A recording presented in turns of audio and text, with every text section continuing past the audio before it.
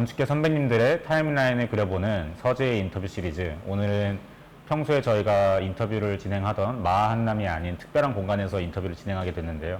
아시다시피 저희는 매번 섭외하기 아주 어려운 분들을 모셔서 인터뷰를 진행하는 만큼 일정을 조정하기 위해서 이번 에피소드는 다른 장소에서 이렇게 촬영을 진행하게 됐습니다. 이 장소도 마한남 못지않게 아주 멋진 공간인데, 특별하게도 저희가 지난 에피소드에서 인터뷰를 진행했었던 윤준환 사진작가님께서 소개를 해주신 공간입니다. 콘크리트 공작소라는 시공사, 그리고 가구회사, 그리고 출판사, 이 세 개의 회사가 작업을 같이 진행하기도 하고 공유하는 공간으로서 사무실이 운영이 되고 있는데요. 정지현 편집장님을 모셔서 인터뷰를 진행하도록 하겠습니다. 네, 안녕하세요. 오늘은 브리크 매거진의 정지현 대표님을 모시고 저희가 인터뷰를 진행하겠습니다. 대표님. 네, 반갑습니다. 초대해 주셔서 감사하고요. 이게 또 이렇게 어려운 자리에 다 같이 모여서 얘기해 볼 수 있어서 영광입니다. 영광이어서도 안 되고 어려운 자리여서도 안 됩니다. 오늘. 그런 건가요? 네. 편한 대화를 할 수 있게 하기 위해서 네. 정말 많은 노력을 기울여야겠다는 생각이 네. 들고, 이 서재의 인터뷰라는 프로젝트는 원래 마한남이라는 카페에서 주로 진행을 하는데, 오늘 디렉터분들께서 정재현 대표님과 꼭 이야기를 나누고 싶다고 해서 오늘은 장소를 옮겨서 약간 외전처럼 됐습니다. 그렇게 됐나요? 감사합니다. 우선은 브리크 매거진이 지금 대표님을 맡고 계시는 네. 편집장이자 네, 대표. 편집장이자 네. 발행인이자 대표 여러 감투를 쓰고 있죠. 마침 저희도 저희 단체 안에서 이제 홍보전략부라는 이제 운영부서에서 뉴스레터를 회원들에게 발간을 하고 있는데, 네. 운영부서에서 디자이너를 맡고 있는 저희 운영진이거든요. 소개 한번. 네, 성함이라도. 저는 숙명여자대학교 환경디자인과 박유진이고, 그 생각지대에서 홍전부에서 디자인 관련 업무 담당하고 있습니다. 부서가 맞나 봐요. 네, 저희가 뭐 이것저것 하고, 그리고 저희가 지난해? 올해 초였나요? 지난해. 올해 초 1월. 그 주얼리를 직접 건축학과 학생들이 디자인을 해보는 워크숍을 총괄해서 기획을 맡았었고, 진행까지 잘 마치고 이제는 디자이너로 활동을 하고 있어서, 그리고 오늘 학생 게스트 유진님께서도 이제 대표님한테 궁금한 것도 많을 것 같고. 네, 네. 맞습니다. 그러면 지금 참관한 지가 얼마쯤 된 건가요? 저희가 이게 약간 시즌이 있는데요. 시즌 3까지 넘어왔는데, 시즌 1을 2017년 11월에 했습니다. 횟수로 그러면 이제 7년째. 네, 7년 차예요. 네네. 그러니까 저는 제일 처음 2017년 11월 창간 행사에 50분을 불러서 조촐하게 창간 행사를 했습니다. 그때 말씀드렸어요. 저는 직접 건축을 하거나 설계를 하는 사람은 아닌데, 네. 건축과 그다음에 그 공간에서 나오는 이야기들을 담는 그릇을 저는 미디어라고 생각한다. 그러니까 정기적으로 레귤러하게 컨텐츠를 생산하는 구조 자체를 예를 들면 미디어나 이렇게 얘기를 하는 거고, 그것을 담는 그릇이 종이일 수도 있고 디지털일 수도 있고 뭐 지금 말 유튜브일 수도 있고 네. 이렇게 되는 것 같아요. 그래서 저는 그때 창간식 때 얘기했던 것처럼 저는 컨텐츠를 담는 그릇을, 네. 건축가 여러분들은 사람의 삶을 담는 그릇을, 그래서 동종업종이라고 생각한다. 네. 그리고 나는 그 그릇을 앞으로 종이도 할 수 있고, 네. 그다음에 디지털도 할 수 있고, 방송도 할 수 있고, 네. 또 다른 무언가가 기술 발전으로 인해서 나오게 될 때, 그때 또 그 포맷에 맞춰서 할 거다. 왜냐하면 내가 담는 그릇 안에 담는 이 컨텐츠가 최적으로 전달될 수 있는 방법을 고민하면서 하니까. 네. 그래서 저는 지난 7년간 저희가 종이 잡지다라고 규정한 적도 없고, 아무도 그렇게 들어와서 입사하거나 하지 않았어요. 네. 입장에서 앞으로 타임라인을 그려야 되는 학생들 입장에서 이 현재까지 대표님께서 어떤 타임라인을 그려오셨는지를 간략하게 한번 듣고 싶습니다. 타임라인이 뭐 의미하는 거죠? 이제 시간 순서에 따라서 어떤 거에서 어디로 넘어갔고 또 어떻게 하기 시작했고 그런 것들을 학생 때부터. 그래요? 네. 건축하는 사람들은 학생 때부터 아니면 어릴 때부터 건축인가요? 아닌 학생들도 많긴 한데 네. 이제 대학교 정도 때부터 한번 말씀해 주시면 어떨까요? 성적에 맞춰서 오기에는 건축가가 디테일이 좀 있는 과잖아요. 네. 그렇지 않나요? 네. 그래야 되니까 뭐라든지. 네. 저는 근데 저 같지 않아요. 다른 사람들은. 저는 근데 이게 되게 어릴 때부터 생각했던 거예요. 그래서 브리크의 성격에 대해서 많이 얘기하는데 지금은 이해하시는 것 같아요. 저는 이걸 건축 잡지나 그런 걸로 생각하고 시작한 게 아니고 사람들의 사는 이야기를 담는 미디어라고 생각하고 시작한 거예요. 네. 뭐 건축가들이 모든 프로젝트 소개하는 글에 보면 다 삶의 이야기예요. 도시의 이야기, 건축의 배경의 이야기, 사는 사람의 건축주나 또는 클라이언트들이 뭘 원해서 이런 건물을 짓게 되나? 또는 네. 그런 이야기잖아요. 네. 저도 마찬가지였어요. 사람들이 일상적으로 사는 이야기들을 정말 좀 깊이 있게 다뤄보려면 어떤 앵글 또는 어떤 그릇이 필요할까라고 생각한 거예요.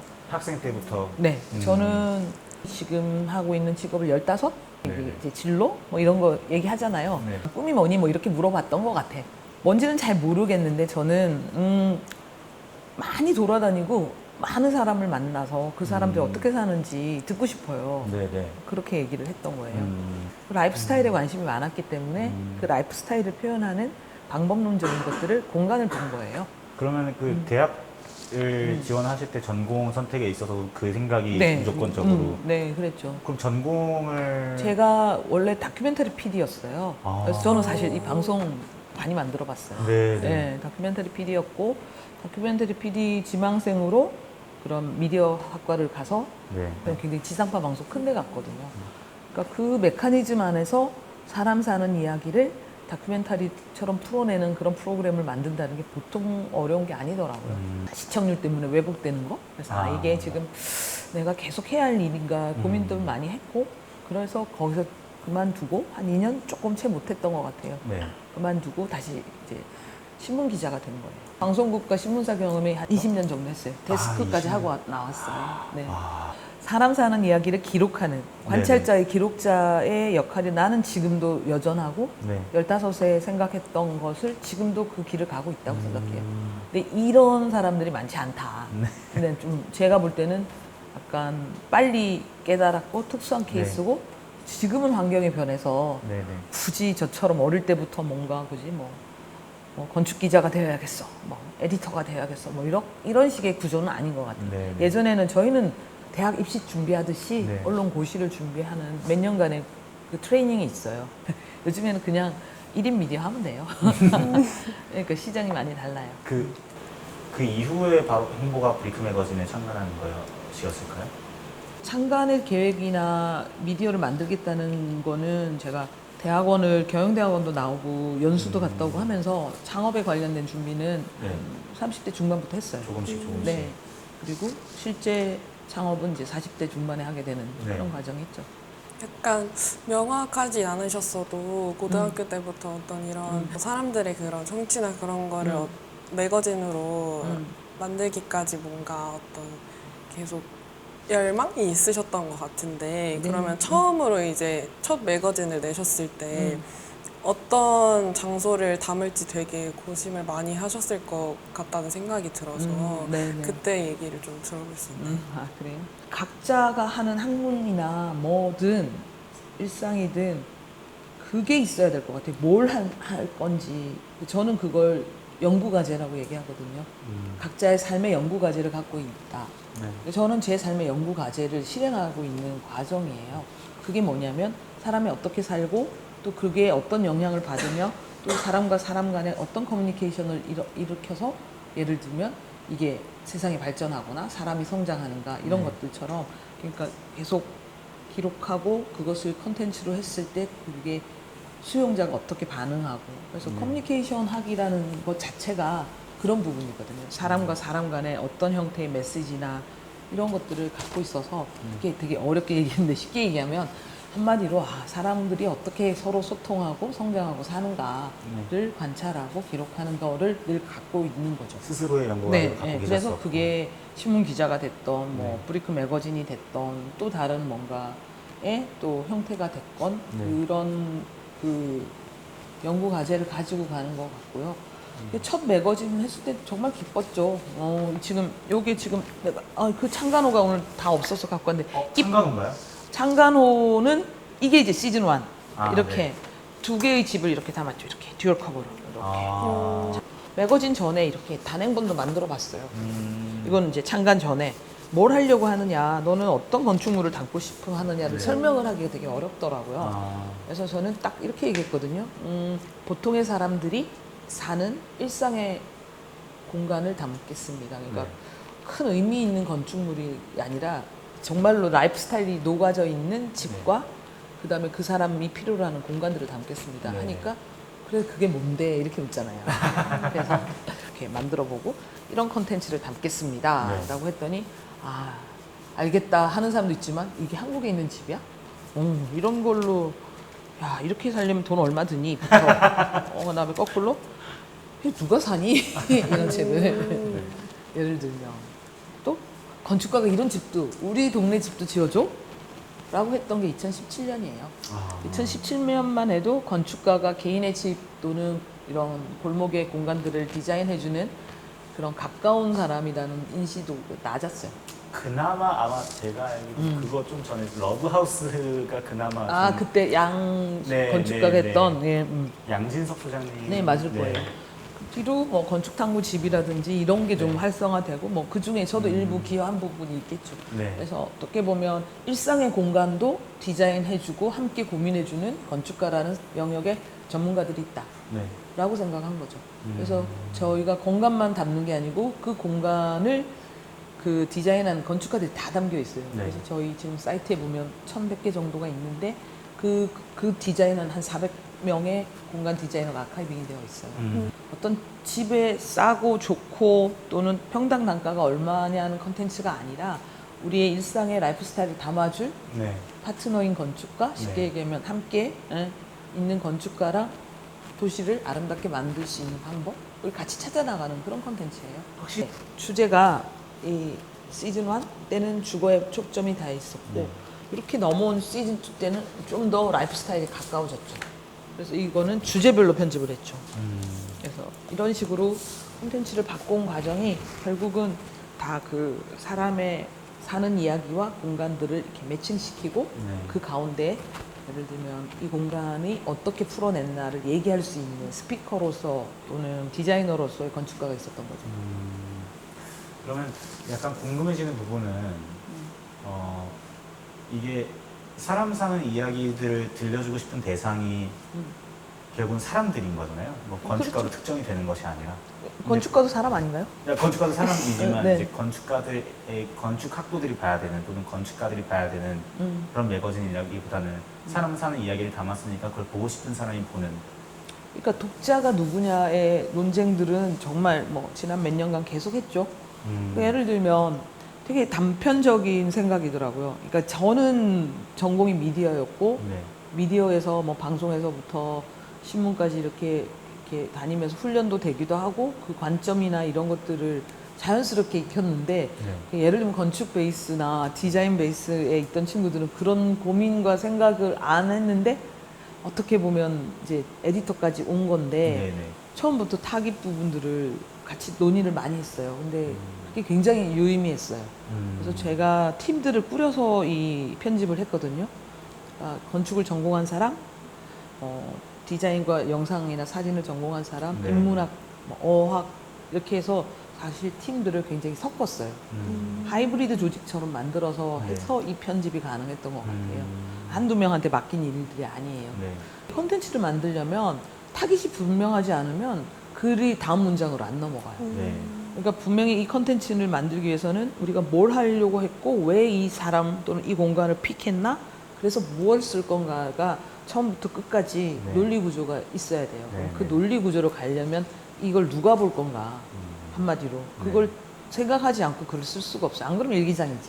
정보를 전달하고 어떤 목적성이 있는 글들은 타깃을 분명하게 잡아야 돼요. 건축가가 실리고 싶은 매체가 되고 종국의 목표는 좋은 공간을 소비하고 싶어하는 건축주이거나 사용자가 되어야지.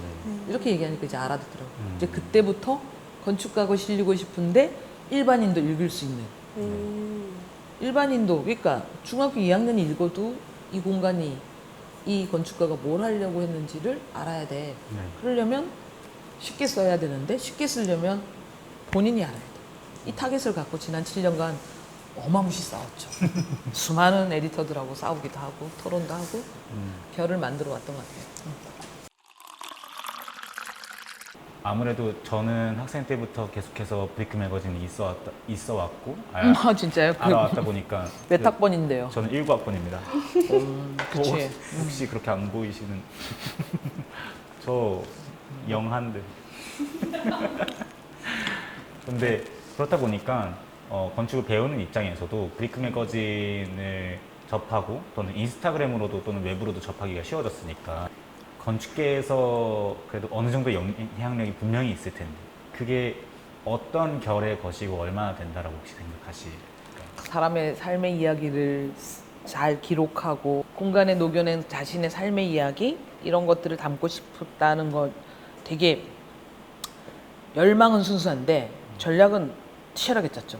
지금 제가 느끼는 느낌은 대대적 혁신이 필요해 막 이런 생각이 들어요. 그게 뭐냐면 공간을 바라보는 기준이나 이거 굉장히 정보가 많아졌어. 네. 그러니까 뭐 저희보다 더 빠르게 그 건축물 큐레이션하는 1인 미디어들 많아졌잖아요. 네네. 공간을 컨텐츠로 인식해서 공간을 바라보는 공간 컨텐츠를 소비하는 독자가 잠깐 전보다 한 진짜 10배 이상 늘었다고 봐요. 근데 다만 그것이 수익 모델이 딱 갖춰져 있는 미디어 상업적 미디어화 안 되고 개인의 어떤 뭐라고 할까 기록물처럼 되어가고 있지만 네. 그것 또한 저는 변화라고 생각하거든요.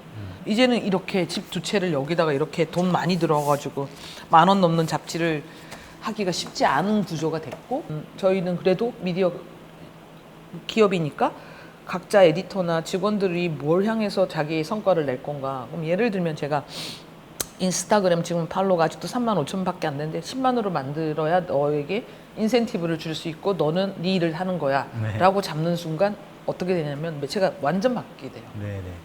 근데 제가 그 욕심을 예를 들면 막 그렇게 가지 않는 게 우리는 창작자가 있고 사용자가 있고 사람 이야기가 담겨야 돼. 그러니까 이거를 어떻게 풀어내는 그지? 크리에이터들이 어떤 고민을 했고 그 솔루션의 과정이 제일 중요하지 결과물에 가볼 만한 맛집 투어 가볼 만한 인테리어 공간 이게 아니었고 처음부터 그러려면 애쓰면서 직접 만나면서 뭐하러 했겠어요. 그러니까 그런 변화도 하면서 네. 원칙도 지켜야 되는 뭐 그런 겁니다. 그러면은 취재를 직접 많이 나가시잖아요. 저도 나가기도 하지만 어떤 방향과 그 퍼블리싱하는 시스템을 맞췄고 네. 협업 구조를 많이 만들었죠. 지금은 어떻게 보면 제가 없어도 브리크가 굴러갈 수 있는 정도까지는 해놓은 것 같아요. 예. 그만큼 그 결과 방향성이 그걸 지켜왔다는 거죠. 저도 이것저것 만들고 또 운영을 하고 있는 입장에서 나 없이도 굴러가겠다라는 느낌이 든다는 게 거기까지 가기가 정말 여러 번의 정말 많은 고민들과 또는 시도들과 또는 반대로 이런 과정들을 얼마나 많이 거쳐 오셨을지. 그러니까 많은 걸 해야 하지만 네. 또 거꾸로 많은 걸 안 해야 해요. 네. 예를 들면 여러분들은 디자인 하시는 분들이니까 디자인이 정말로 완결성을 가려면 정말로 많이 덜어내야 되잖아요. 똑같은 거 같아요. 컨텐츠도 그렇고 그다음에 이 어떤 메시지잖아요. 근데 그거를 다 담겠다고 욕심을 부리면 한마디로 진짜 잡스러워져요. 그게 방향성과 그게 있지 않으면 그게 건축이든 뭐 다른 업종이든 글이든 컨텐츠든 다 마찬가지인 것 같아요. 그 많은 공간에 의뢰가 들어왔을 때 직접 다 한 곳 한 곳 방문해 보시고 그렇게는 어렵. 하시는 거예요? 아니요. 몸이 그렇게는- 하나셔서 그렇게 나 에디터 뭐 6명 있어도 막 그 6명씩까지 에디터 직구는 한 7, 8명까지 같이 해봤거든요. 네네. 근데 그렇게까지는 하기는 어려워요. 이게 그래서 제보가 들어오는 거는 기준을 그러니까 포트폴리오는 기준을 세웠고 네. 그 기준에 대해서 게재 가능하고 게재 안 하는 거를 매주 걸러내요. 네. 매주 들어오는 걸 매주 편집 회의를 해서 게재 가능합니다. 감사합니다. 보충 자료 주세요. 피드백하고 이번엔 저희랑 방향이 안 맞는 것 같습니다 하고 리젝트하고 하는 거를 매주 그걸 7년 동안 거의 매주 했어요.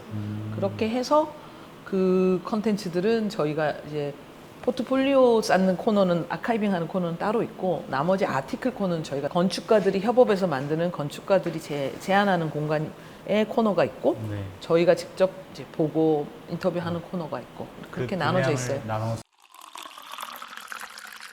이렇게 뉴스레터를 만드는 쪽에서도 그런 고민을 하고 또는 매거진을 한다면 어떤 걸 할 수 있을까에 대한 고민들도 다 같은 맥락일 텐데 그걸 꿈꾸는 학생들이 어떤 거를 공부하고 시도해봐야 될지. 저는 다른 분야의 취재를 앞에 20년 정도 했잖아요. 그런 거를 쭉 훈련을 하면서 다양한 분야를 겪어서거든요. 생각하는 거나 고민하는 게 비슷했어요. 그게 뭐냐면 결국 사람이 이 공간을 어떻게 쓸 거고 나는 여기서 건축가로서 무엇을 할 거며 이런 고민들을 하지 않습니까? 네. 그게 결국은 자기가 관찰하는 대상이나 자기가 그 풀어내야 할 솔루션들이 사람에 있는 거죠. 그래서 제가 느끼기에는 좋은 건축가가 되는 거랑 좋은 에디터가 되는 거랑 비슷한 것 같다는 비슷하다. 거예요. 네, 그게 결국 힘은 글빨이나 디자인 실력만은 아닌 것 같아요. 네. 다른 사회와 사람에 대한 관심이 기본이 되어야 된다고 봐요. 기술적이거나 기능적인 거는 후차적인 것 같아요. 일단 기본적으로 관심이 있어야 되고 네, 네. 그 다가가려고 하는 의지가 네. 충분하며 그렇게 다가오고 있는 다른 미디어에 대해서도 많이 열려 있어야 된다라는. 그런 거죠. 네. 아니, 한마디로 얘기하면 글을 많이 쓴다고 해서 에디터나 기자나 뭔가 네. 미디어를 만들 수 있는 건 같지 않아요. 이제 글은 솔직히 얘기하면 한 3년 차 밑에 글은 AI가 더 잘 쓰던데.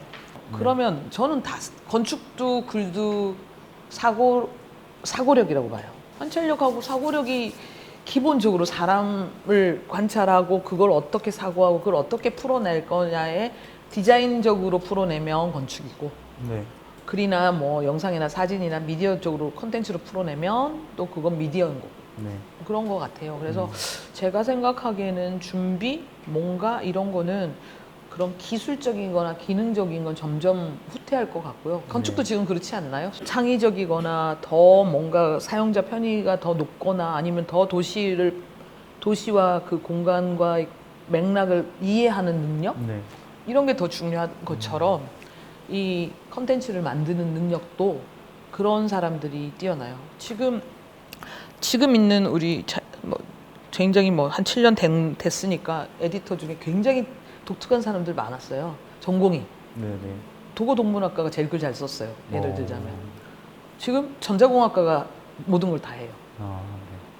그러니까 건축학과가 건축글을 잘 쓸 것 같나요? 아니던데요? 아니던데요?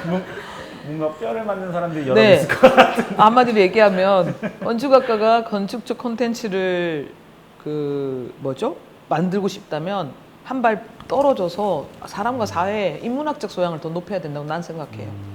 그래서 그런 게 나왔나? 인문학적 건축? 그런 얘기가 나왔나? 모르겠는데 제가 봐도 결국은 좋은 건축은 결국은 사람과 사회에 대한 이해로부터 출발한다. 네. 그래서 그런 부분에 대한 관심 없이 그린다고 생각하거나 이렇게 글을 쓴다고 생각하면 에디터나 건축가 하면 안 된다고 봐요. 네. 에디터로서, 기록자로서 또는 건축가로서 건축가로서. 오리지널리티가 뭘까를 고민해야 될 시기다.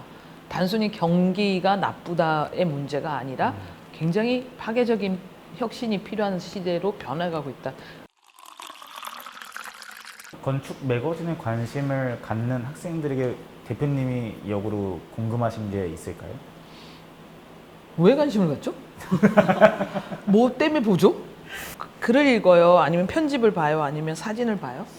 사례를 봐요? 저는 제가 사진 찍는 걸 원래 엄청 좋아해서 제가 사진 위주로 보는 거죠. 내가 이 공간에 가서 어떤 분위기에서 뭔가 어떤 휴식을 취할 수 있을지, 뭐 독서를 할 수 있을지, 공부를 할 수 있을지 그런 걸 보고 저장해 놨다가 방문해서 사진 찍고 하는 편입니다.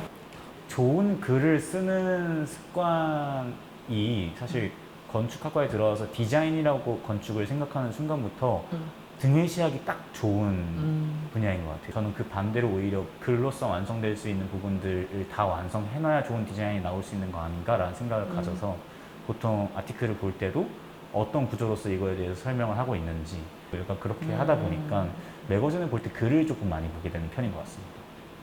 이게 글인지 사진인지 영상인지 이런 것들은 그 툴인 것 같아요. 제일 중요한 건 그 메시지를 뭘 담아서 어떤 방법으로 전달할 건가. 이게 이제 커뮤니케이션이거든요. 그게 정보성 커뮤니케이션일 수도 있고, 그 다음에 감상이나 뭔가 느낌을 또 전달하는 방법인 것도 있고, 건축은 조금 더 논문하고 달리 과학기술의 그 의미보다는 사용자 중심에 가까운 영역이잖아요. 그러니까 공간만 봐도 뭐라고 얘기하지 않아도 아, 이게 이러려고 했겠구나라고 유추되는 게 일상성에 있는 거거든요. 그래서 어떤 거를 표현하고 하는데 제일 지금 여전히 제일 구조적이고 논리적이고 제대로 하기가 글에 있다. 정점이다. 네, 여전히 정점에 있다. 네. 근데 짧게 빠르게 뭔가를 할 때 그 메시지는 또 영상에 있는 것 같아요. 그래서 그런 부분들의 차이가 있고 툴들이나 방향 솔루션들은 굉장히 다양화되고 있는 것 같다. 그런 생각이 들고요. 글에 대한 뭐라고 할까 중요성을 한 번 더 얘기하자면 글을 많이 읽어야 논리적이고 똑똑해져라고 얘기하면 절대적인 것은 아니지만 꼰대 같은 진짜 얘기지.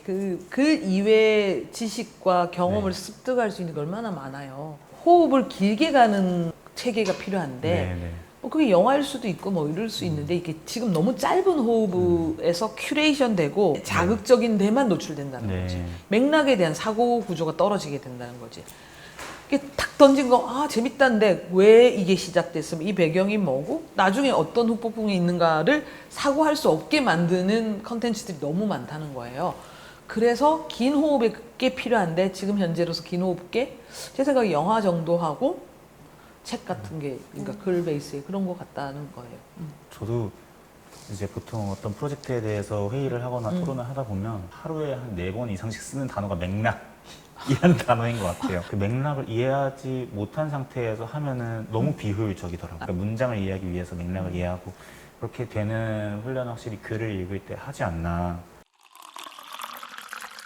그러면은 학생들 이 콘텐츠를 보는 입장하는 대상이 보통은 뭔가 내가 어떤 타임라인을 그려야 될까, 이 타임라인을 그릴 수 있을까에 대해서 고민하는 학생들이 그래도 여러 레퍼런스들을 많이 봤으면 좋겠다 하는 그런 측면이어서 이 시청자들한테 어떤 말을 해주실 수 있을까요? 조언? 뭘 하긴 되게 어려운데? 그런 거 너무 불특정하게 얘기를 하기는 그렇고 건축 전공한 학생들이 본다는 걸 먼저 이제 현재로 생각한다면 이게 여름 방학, 겨울 방학 때 학생 인턴 2명씩을 꼬박꼬박 했었어요. 제가 건축을 건축 안에서만 보지 말고 그런 일반 공간 사용자 입장에서 보는 아니면 사회나 일반에서 그걸 보는 그러니까 쉽게 얘기하면 역지사지하는 얘기들을 많이 하고 서로 그런 토론들도 많이 했거든요. 갇히는 게 제일 현대에서 제일 안 맞는 것 같아요. 이 인터뷰에 응한 것도 그런 거예요. 이게 설계실에서 지금 모형 붙여야 될 애들이 왜 여기서 이러고 있나 이런 생각이 좀 들거든요. 네. 근데 이런 시도들이 사고 구조를 확장하고 거기에서의 나의 역할과 좌표를 객관화시키는 연습이 필요한 것 같아요. 그래서 좀 더 많은 다양한 경험을 해보라고 얘기해주고 싶고요. 그 전체적인 그런 맥락, 사람 사는 사회에 대한 관심도를 가진 가운데 건축 설계 할 수 있어야 된다고 생각해요. 좀 생각들은 다 다르실 거예요. 자기가 결국 설계를 업으로 하지 않더라도 설계할 줄 알아야 된다고 생각해. 적어도 이 과를 나온다면 설계를 하는 것까지를 공부를 하면서 내가 이 방법으로 건축을 할 건가, 건축 에디터를 하면서 건축을 할 건가, 건축 기획자를 하면서 건축을 할 건가, 부동산 디벨로퍼를 하면서 건축을 할 건가는 굉장히 열려 있거든요. 근데 그냥 모든 건축이 설계만으로 끝나지 않는다. 하여튼 공부도 열심히 하시고 또 다양한 활동도 해보시고 거기서 나의 방향과 좌표가 설계로 풀지 뭐 컨텐츠로 풀지 또는 기획으로 풀지 아니면 진짜 마을 동네 건축가를 하실지 그런 것들을 잡아내는 게 필요할 것 같고 너무 좁게만 생각하지 말았으면 좋겠다. 그 저희 정도. 프로젝트 기획 방향성에 너무 알맞은 그런 조언을. 그래요? 네. 그런 거였나요? 몰라요. 네, 정말. 그래요? 그 저널리즘이 베이스가 되어 있는 글들은 항상 제3자의 기록자이자 관찰자이자 편집자 역할을 많이 시켰어요. 근데 요즘에는 미 세대잖아요. 네. 글도 내가 느끼고 내가 좋아하는 게 훨씬 많은 소비가 일어나는 시대로 변하고 있는 거예요. 네. 그리고 또 미디어를 이렇게 많은 사람들이 대규모로 만들어내는 신문이나 방송이 점점 재미가 없는 거잖아요. 이제는 에디터 제3자가 아니라 내가 크리에이터가 되어야 된다. 그 얘기는 오리지널리티 때문이에요. 이제는 그냥 정보성 글은 아까 얘기했듯이 AI가 더 빨리, 더 다양하게, 더 깊이 있게 해줘. 근데 오히려 내가 보고, 내가 느끼고, 아니면 내가 직접 대화하고, 가보고, 체험하고, 이런 글들. 그래서 점점 더 사람 냄새가 나는 글이나 컨텐츠가 먹힌다가 필요하다. 제3자적 시각이 아니라 굉장히 밀도 있게 자기 시각과 그걸 할 수 있는 크리에이터적 시각으로 바꿔야 될 것 같다. 건축하시는 분들이 건축을 표현하는 방법, 건축을 나타내는 방법이 굉장히 다양해지고 있고, 그래서 건축을 컨텐츠로 뿜어낼 수 있어야 된다. 그러니까 건축가랑 에디터랑 나중에 접점이 되겠네. 에디터적 소양을 갖고 있어야 돼. 건축가도 자기가 생각하는 거 그런 것들을 표현해낼 수 있는 능력인 거죠. 저는 무엇보다도 가장 놀라운 게 그동안 가져온 철학이나 아니면 작업 방식이 있으셨고 그게 계속 지속해 오셨을 텐데 근데 그거를 바뀌네? 그럼 나도 바꿔야겠다라고 선언하고 결정하신 게 가장 엄청 고민 많이 했어요. 멋지십니다. 30년 네. 넘은 얘기의 방향이 바뀔 만큼 바뀌고 있다는 거예요. 누구나 에디터가 되어야 되는 시대가 맞아요. 네. 그래서 자기 걸 표현하고 기록하고 알리고 그 자체가 되게 각자의 인생을 풍요롭게 할 수 있다고 생각해요. 네. 그래서 그런 시대에서 미디어가 갈 방향 고민하듯이 건축가도 그러셨으면 좋겠다. 뭐 이렇게 제언했어요. 커피도 다 마셨고 아마 마지막 질문이 될 것 같습니다. 마지막 질문이 될 것 같은데 지금 이후에 네. 어느 시점쯤엔 어떤 타임라인 상에서는 어떻게 하고 있을 것 같다 스스로. 어릴 때 그 생각했던 것처럼 사람들의 이야기를 적는 기록하는 그런 다큐멘터리를 해보고 싶다. 전 진짜 이게 다큐멘터리라고 생각하고 만든 거예요. 네. 근데 그 용어를 저는 쓰지 않았지만 알고 봤더니 그 매거진 B가 이 브랜드 다큐멘터리 잡지라고 이렇게 포지셔닝을 하고 있거든요. 네. 책 하나당 다 그게 있는 거예요. 주제가 브랜드의 이야기가 있는 네. 거예요. 그러니까 저는 저희 공간의 이야기들이 있는 거잖아요. 네. 공간을 만든 사람, 공간을 사용하는 사람, 뭐 공간에 그죠? 기획한 사람들의 이야기가 있듯이 그런 이야기들을 이 정리해내는 다큐멘터리 작가라는 그 어렸을 때 꿈이 네. 뭐였냐면 이제 나중에 내가 늙어서 한 70쯤 되면 뭔가 내 글을 쓰고 정리하는 삶으로 마무리를 하겠구나. 이제 그땐 제가 창작자가 되는 거죠. 간단하게 대표님께서 지금 운영을 하고 계시는 브리크 매거진의 시즌 3의 네. 계획을 간단하게 한번 듣고 클로징 네. 부탁드리고 싶습니다. 그럴게요. 시즌 3 개념은 디지털 쪽으로 많이 넘어왔어요. 이 종이책을 계속 만들어내는 게 굉장히 부담이 많이 돼요. 네. 그리고 부담이 많이 되는 것보다 더 중요한 건 좋은 콘텐츠가 더 확산돼야 되고 더 좋은 작업을 더 우리가 기록하고 알려야 된다고 생각해서 시즌 3는 디지털 쪽을 많이 강화하고 있어요. 네. 어떻게 보면 그릇을 바꾸는 그런 게 지금 진행되고 있는 과정이고요. 네. 그래서 현장성이 있고 그리고 다 같이 발로 뛰자 그렇게 해서 출근하는 거 문화도 바꿨고 네. 그렇게 해서 더 많은 컨텐츠들을 소구할 수 있게끔 그렇게 갈 예정입니다. 이게 또 바뀔 수 있어요. 네. 근데 방향은 처음에 말씀드렸던 것처럼 도시와 공간과 사람을 키워드로 더 좋은 공간에서 더 좋은 라이프 스타일을 확산시키는 그 방향은 변하지 않을 것 같아요. 네. 네, 공통적으로 부탁드린 클로징이 있는데 네, 하죠. 좋아요, 구독, 알림 설정까지 부탁드려요.